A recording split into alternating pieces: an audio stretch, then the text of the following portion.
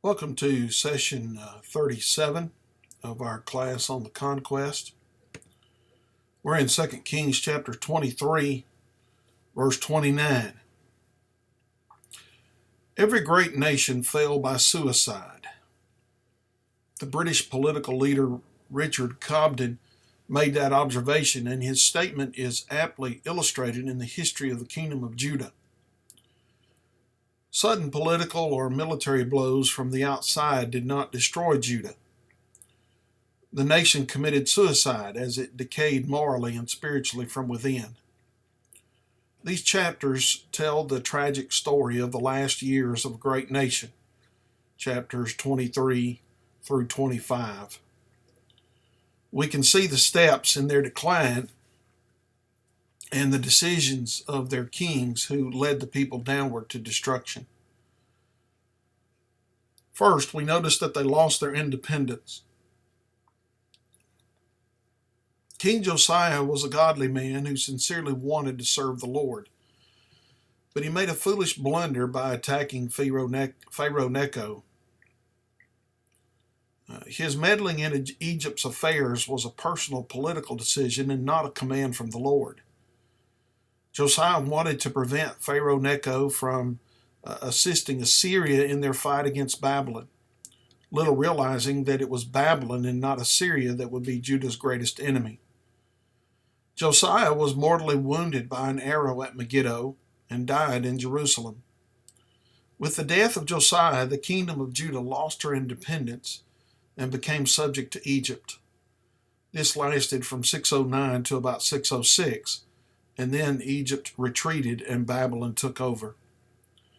According to 1 Chronicles 3:15 and 16, Josiah had four sons: Johanan, Eliakim, who was renamed Jehoiakim, Mattaniah, who was renamed Zedekiah, and Shallum, who was also known as Jehoahaz.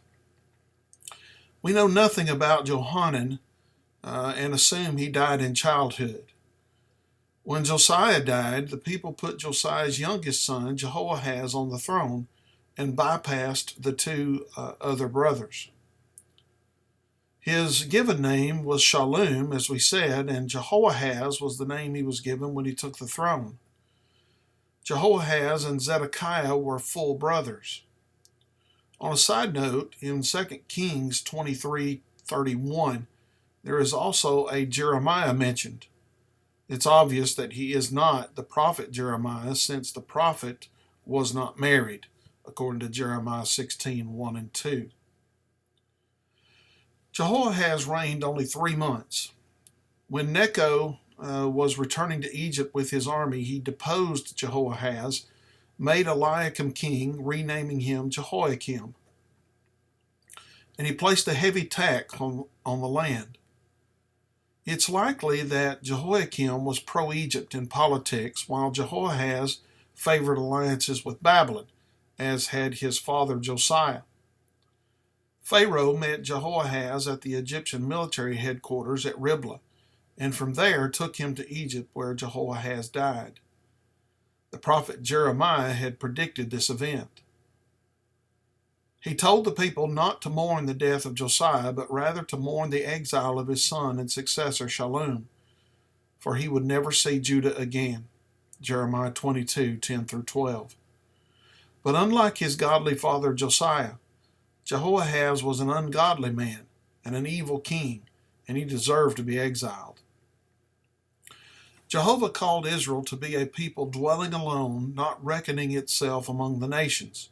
Numbers 23 and verse 9.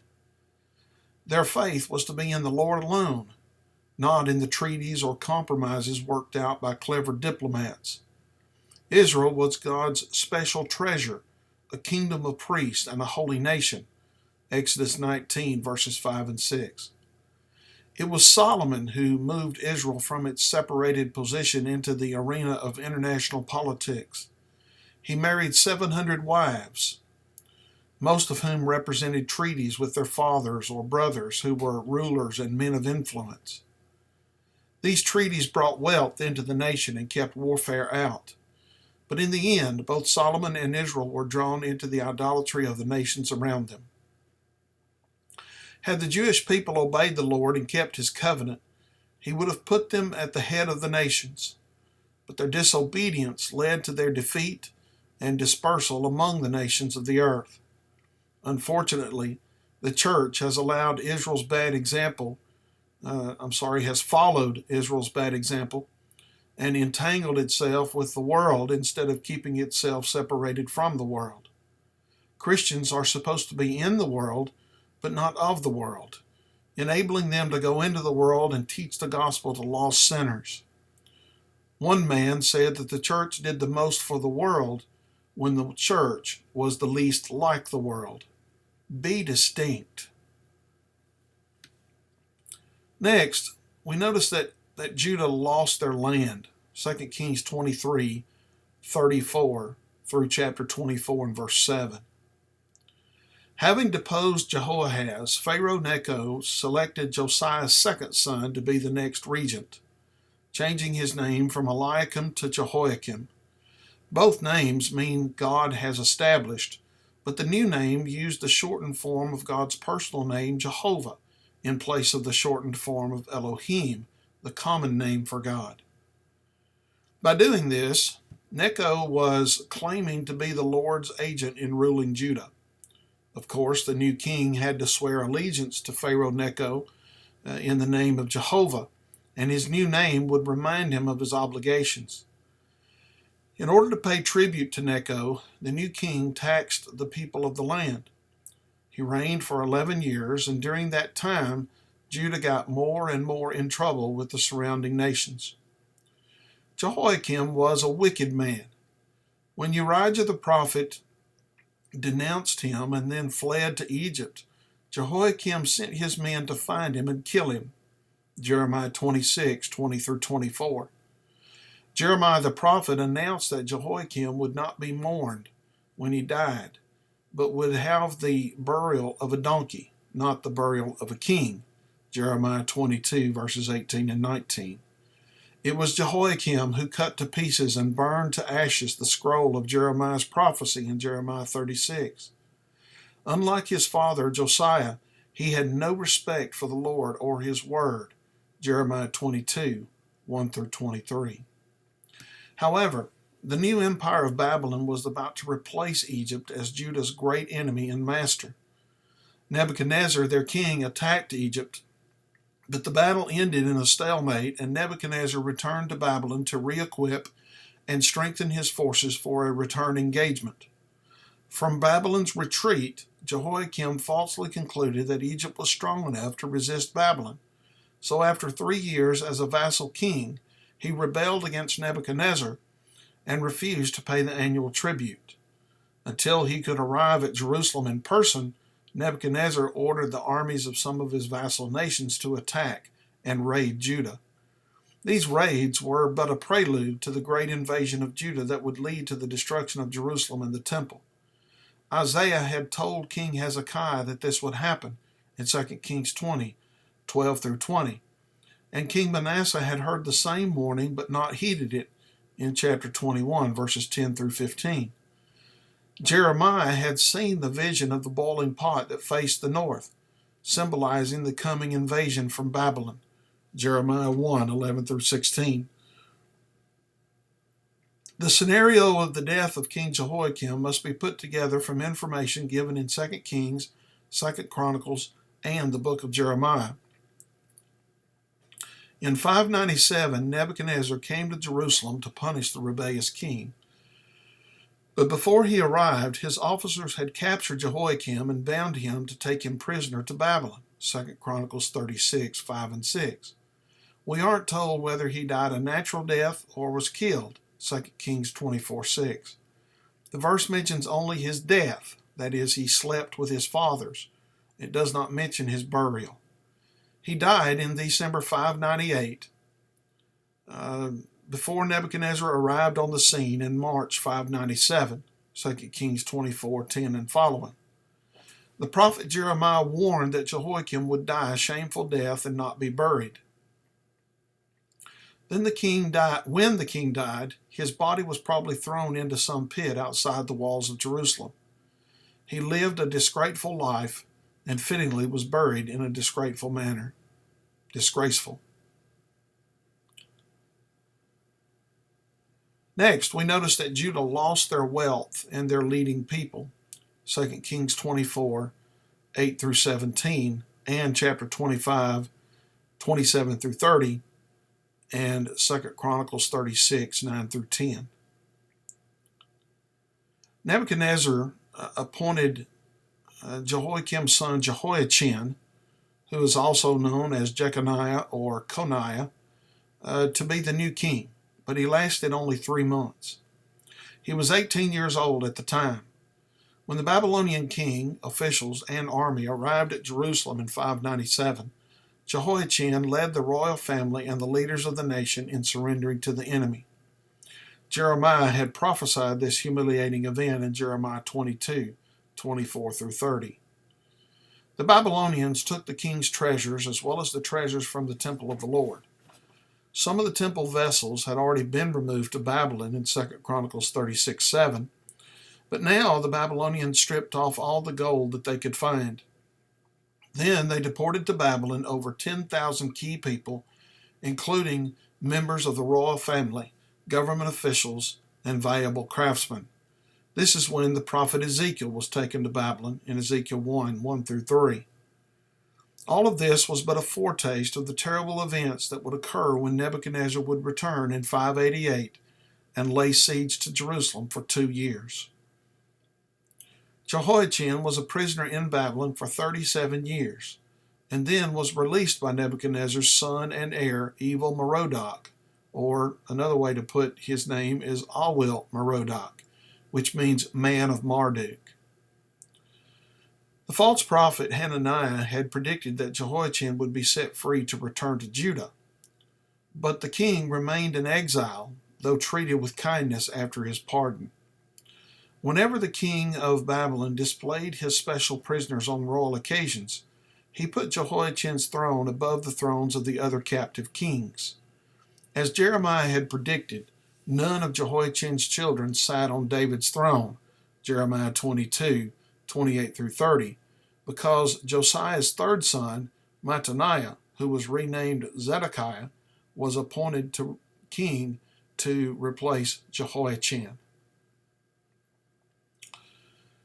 Next, we notice that Judah lost their city and their temple, 2 Kings 24, 18 through 25, 21, and 2 Chronicles 36, 11 through 21.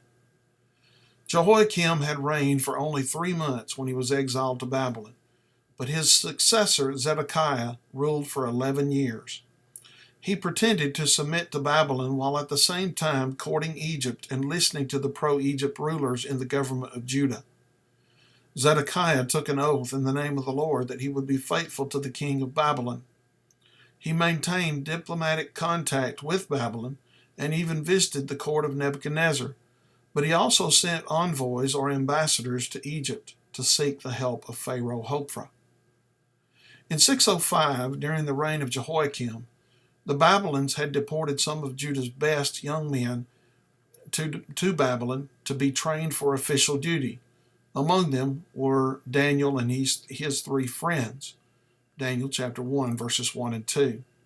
The second deportation, which we've already mentioned, was in 597, when over 10,000 people were sent to Babylon.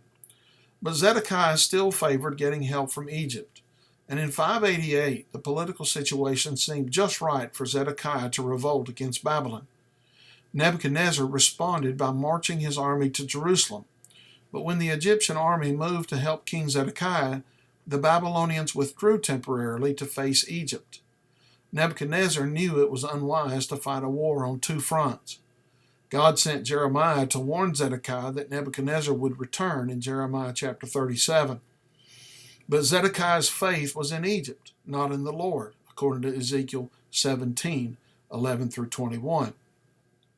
Zedekiah even called an international conference involving Edom, Moab, Ammon, Tyre, and Sidon, according to Jeremiah 27, hoping that these nations would work together to keep Babylon at bay.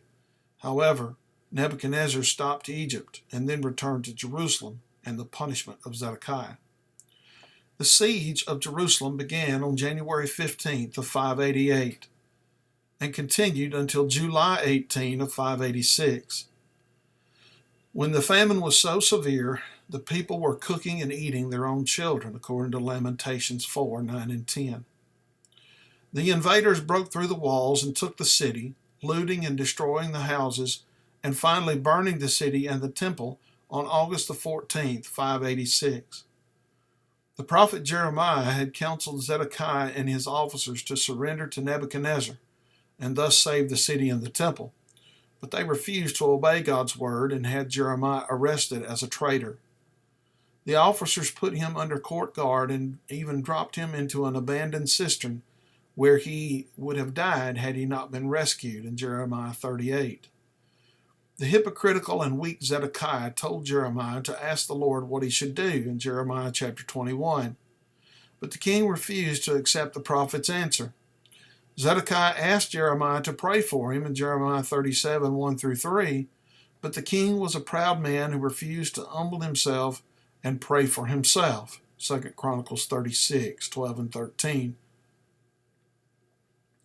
When the Babylonian soldiers finally entered the city, King Zedekiah fled with his family and officers, but they were intercepted in the plains of Jericho and taken into custody.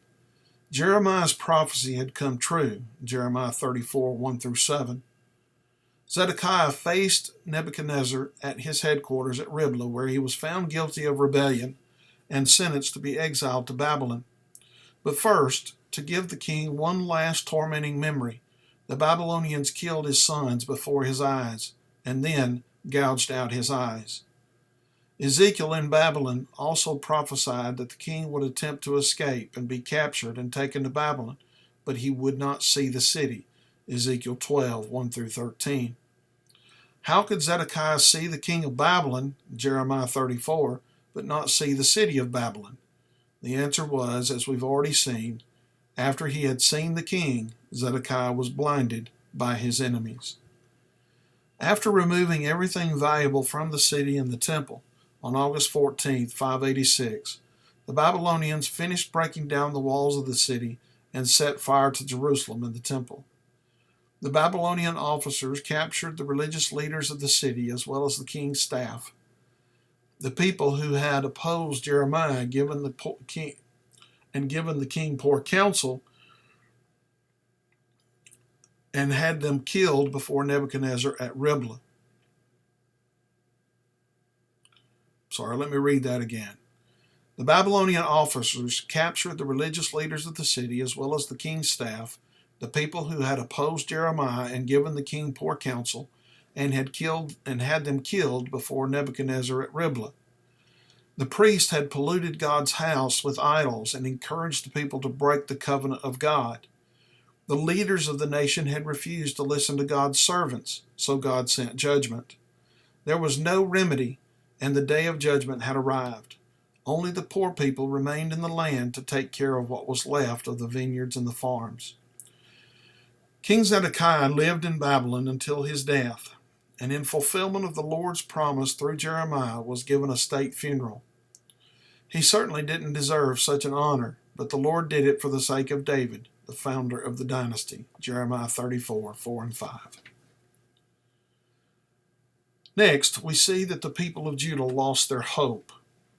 2 Kings 25, 22 through 30, and Jeremiah chapters 40 through 44. The Babylonians treated the prophet Jeremiah with exceptional kindness and gave him the option of going to Babylon or remaining in the land. Jeremiah 40, 1 through 6. He chose to remain with the people, even though for the most part they had rejected him and his ministry for 40 years.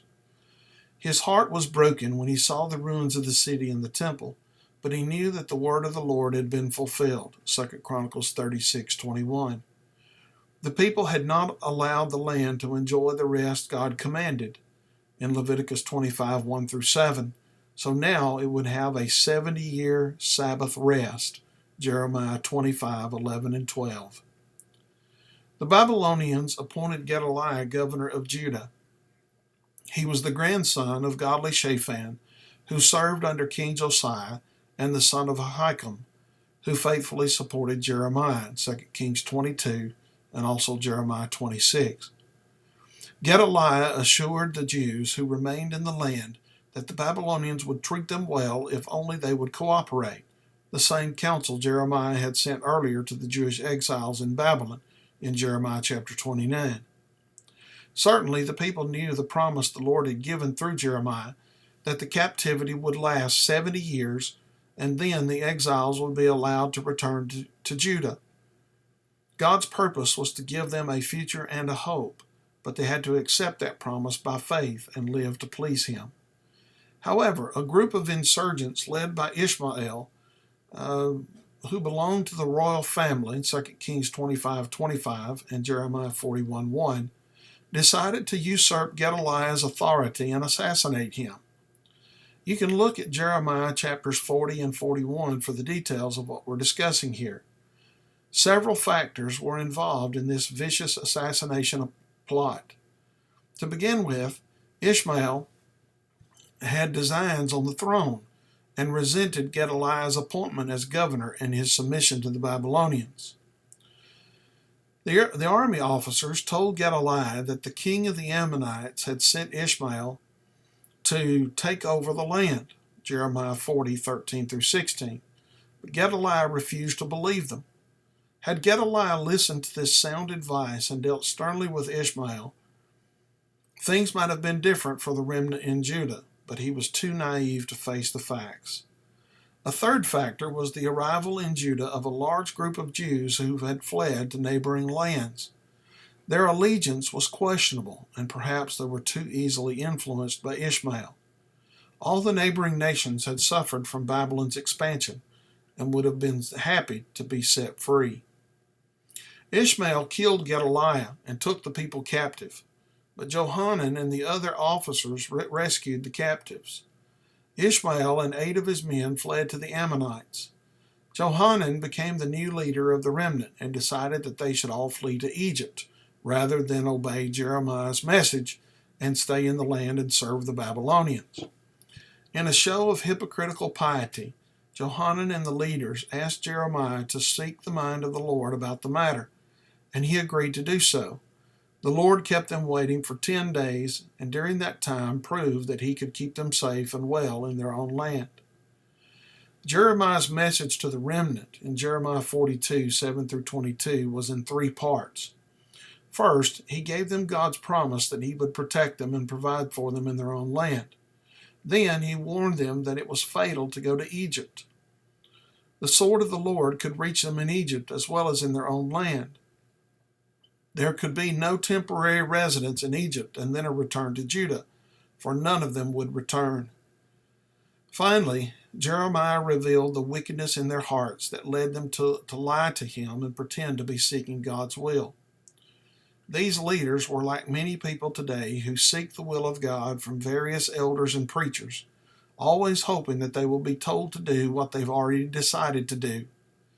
The Jews rejected God's message and went to Egypt, taking the prophet Jeremiah with them, Jeremiah 43:1-7.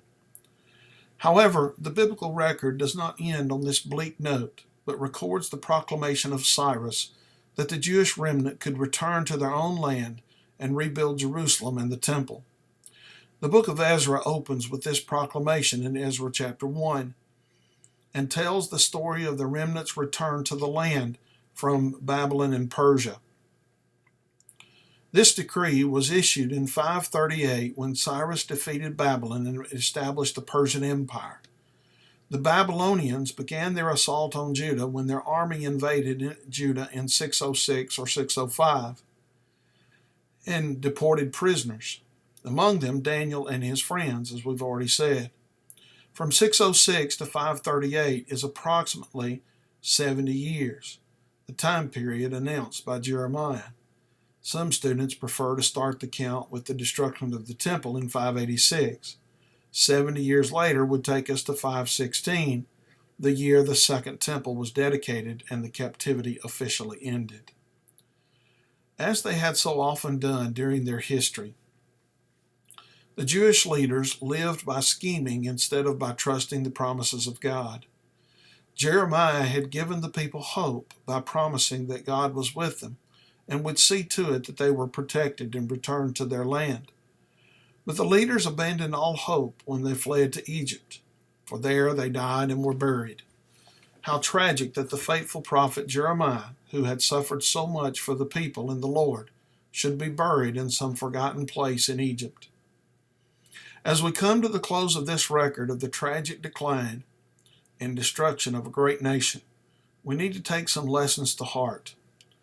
Notice that no nation rises any higher than its respect for God and His Word.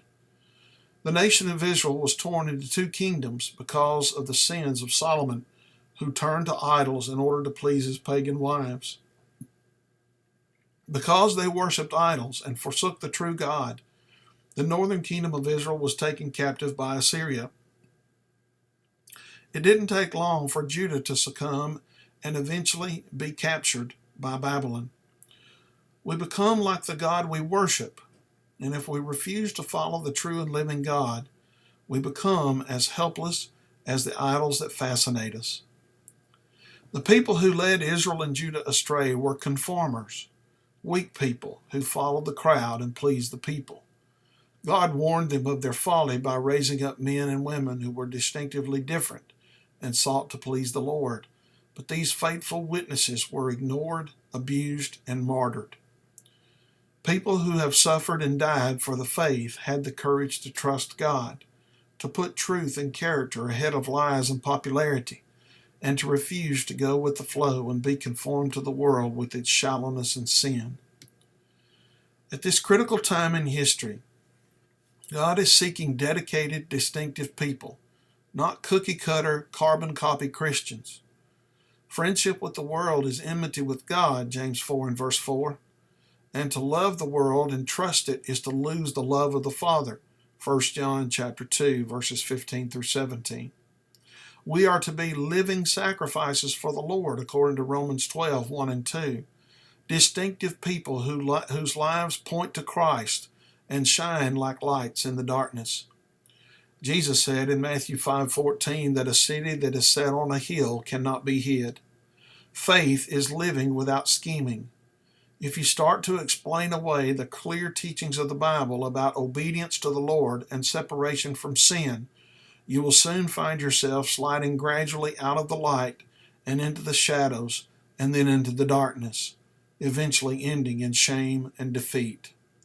1 John 2:17 says that he who does the will of God abides forever. So again, in the last verses of 2 Kings, we see the glimmer of hope that we spoke about in the introduction to the book. In Babylon, Jehoiachin, king of Judah, descendant of David, is released from prison and given a seat at the king's table. This shows that the line of David is still in existence, even though no Davidic king will reign in Jerusalem again. But as we've said many times before, this line of Davidic kings produced Jesus Christ, who now reigns in heaven over his kingdom, the church. Thus, the covenant to David has been fulfilled, and a descendant of David reigns forever. This brings us to the end of 2 Kings, and therefore to the end of our class as far as the lectures are concerned. I hope that you have grown from this class, from the knowledge that we've given you. Hope that you've grown in your faith. And if you ever have any questions, even after this class is over, if you ever need any help, please feel free to contact me. I'm here to serve you. Thank you.